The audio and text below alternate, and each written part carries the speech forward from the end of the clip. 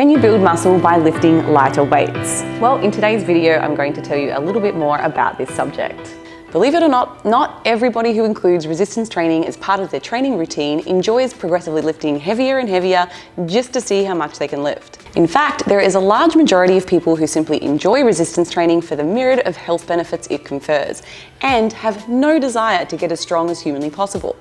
The idea of lifting more weight is simply not appealing to them. Now, despite my own pastime, which did involve working on building maximum strength, I actually can relate to those folks, as the last 3 years of consistent training for powerlifting events did create a lot of wear and tear on my body, which negatively affected my quality of life.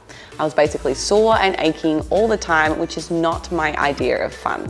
So this begs the question, do you have to lift heavy in order to build muscle? Or can this be achieved with lifting lighter weights?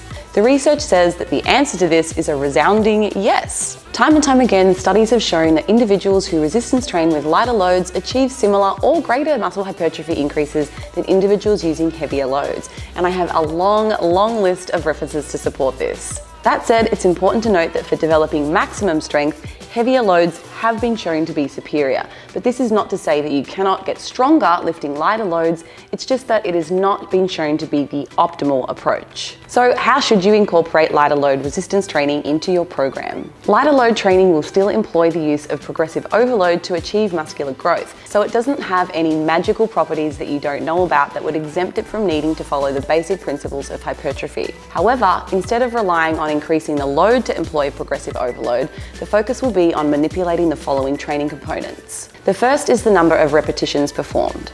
The second is the number of sets performed, and then the final is load. Additionally, training close to mechanical failure is still extremely important. The majority of your exercises should be performed 1 to 3 reps short of technical failure. I would also advise to occasionally train to mechanical failure. However, I would only employ this if you are an experienced lifter when you've started to notice that your progress on a particular exercise is starting to plateau. As to the repetition ranges and the weights that you should be using when focusing on lighter load training, the research has shown that repetition ranges of between 20 to 35 should be utilized when using 30% of your 1 rep max on a given exercise. Repetition ranges between 15 and 25 should be utilized when using 40 to 50% of your 1 rep max. Next, complete 2 to 4 sets per exercise, manipulating these ranges to employ progressive overload. Splitting up your training program into multiple sessions is also important, as this allows you to train each muscle group 2 to 3 times per week and allow sufficient recovery time between training sessions. Now, is there anything else to consider?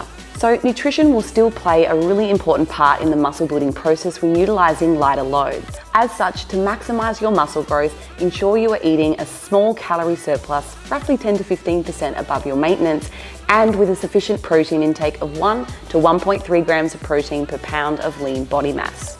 If you'd like to fill out an application to work directly with me or a member of my coaching team, all you need to do is take a look at the description below for all the links to my website.